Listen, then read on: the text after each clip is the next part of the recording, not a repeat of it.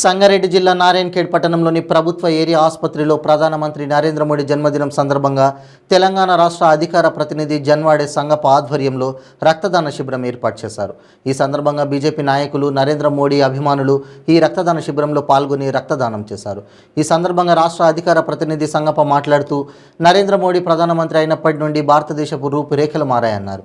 9 సంవత్సరాల ప్రధానమంత్రి నరేంద్ర మోడీ పరిపాలన వలన విదేశాలలో భారతీయులు గర్వంగా ఉన్నారన్నారు. నరేంద్ర మోడీ పాలనలో పల్లె నుండి పట్టణం వరకు, గల్లీ నుండి ఢిల్లీ వరకు సమగ్ర అభివృద్ధి జరిగిందన్నారు. ఒకవేళ నరేంద్ర మోడీ ప్రధానమంత్రి కాకపోతే మన భారతదేశపు తలగా ఉన్న కాశ్మీరు విడిపోయేదని అన్నారు. కేంద్రంలో ప్రవేశపెట్టిన అనేక పథకాలు సక్రమంగా అందుతున్నాయంటే దానికి కారణం నరేంద్ర మోడీయే అన్నారు. అలాగే బీజేపీ నాయకులు, బీజేపీ సైనికులు అందరి తరపు నుండి ప్రధానమంత్రి నరేంద్ర మోడీ గారికి జన్మదిన శుభాకాంక్షలు తెలియజేశారు.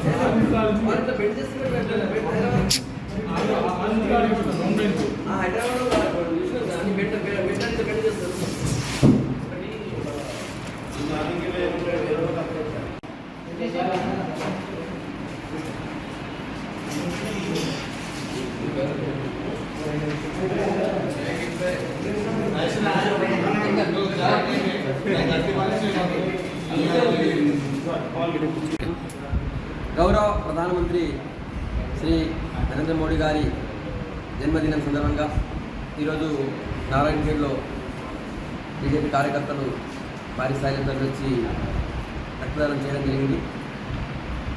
ప్రధానమంత్రిగా నరేంద్ర మోడీ గారు బాధ్యతలు చేపట్టిన తర్వాత మన భారతదేశ రూపురేఖలు మొత్తం మారిపోయాయి. ఒకప్పుడు విదేశాల్లో ఎవరో భారతీయుడు కనిపిస్తే చులకనగా చూసే పరిస్థితి, నీచంగా చూసే పరిస్థితి ఉండే. ఈరోజు 9 ఏళ్ల ప్రధానమంత్రి నరేంద్ర మోడీ గారి పాలన తర్వాత భారతీయుడు ఎక్కడైనా విదేశాల్లో కనిపిస్తే చాలా గౌరవంగా చూడడమే కాకుండా ఈయన ఇండియన్, ఈయన భారతీయుడు అని చెప్పి విదేశీయులు సెల్ఫీ దిగే గౌరవప్రదమైన స్థానాన్ని మోడీ గారు తీసుకొచ్చారు. అంతేకాకుండా నరేంద్ర మోడీ గారి పాలనలో పల్లె నుంచి పట్నం దాకా, గల్లీ నుంచి ఢిల్లీ దాకా సమగ్ర అభివృద్ధి అనేది ఏ విధంగా ఉంటుందో మొట్టమొదటిసారిగా భారతదేశ చరిత్రలో చూపించిన మహనీయుడు ప్రధానమంత్రి నరేంద్ర మోడీ గారు. భారత్ను విశ్వ గురువుగా చేయడమే కాదు, మొన్న చూసాం మనము G20 సమావేశాల్లో భారత్ యొక్క ఔన్నత్యాన్ని ఎంత గొప్పగా పెంచారో మనం చూసాం. భారతదేశానికి నరేంద్ర మోడీ గారు ప్రధానమంత్రి కాకపోయి ఉంటే ఈరోజు భారతదేశానికి తలకాయగా ఉన్నటువంటి కాశ్మీర్ మన నుంచి విడిపోయి ఉండేది. భారతదేశానికి ప్రధానమంత్రిగా నరేంద్ర మోడీ గారు కాకపోయి ఉంటే ఇప్పటికే వందల సంవత్సరాలుగా డిస్ప్యూట్లో ఉన్నటువంటి రామాలయ నిర్మాణం అయోధ్యలో జరిగేది కాదు. భారతదేశానికి ఈరోజు పల్లెల్లో కూడా ఒక్క పైసా అవినీతి లేకుండా కేంద్రం నుంచి కానీ రాష్ట్రం నుంచి కానీ వచ్చే పైసలు డైరెక్ట్గా అకౌంట్లో వస్తున్నాయి. జన్ధన్ అకౌంట్ తెరిపించినటువంటి ఘనత మోడీ గారి.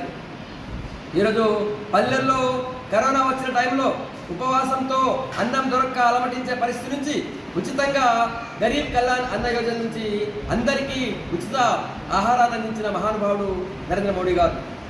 నరేంద్ర మోడీ గారు రైతులకు, మహిళలకు, విద్యావంతులకు, ఔత్సాహిక పారిశ్రామికవేత్తలకు, అన్ని వర్గాల ప్రజలకి ఒక అండగా ఉన్నటువంటి మహనీయుడు మోడీ గారు.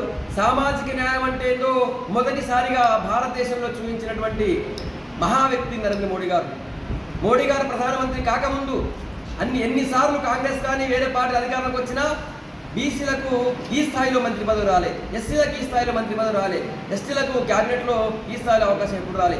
సామాజిక న్యాయం చేస్తూ భారతదేశాన్ని ప్రపంచంలో తలెత్తుకునేలా చేస్తూ విశ్వ గురువుగా నిలిపినటువంటి మహానుభావుడు నరేంద్ర మోడీ గారు. అందుకే ఈరోజు మేమందరం కూడా ఈరోజు రక్తదాన శిబిరంలో పాల్గొని రక్తదానం చేయడం జరిగింది. అంతేకాకుండా ఈరోజు ప్రధానమంత్రి నరేంద్ర మోడీ గారి జన్మదినం సందర్భంగా విశ్వకర్మల కోసం PM విశ్వకర్మ యోజన ఈరోజు ప్రారంభించారు. చేతి వృత్తుల వారందరికీ కూడా 1,00,000, 2 లక్షల రూపాయల ఆర్థిక సహాయాన్ని కూడా అందిస్తున్నారు.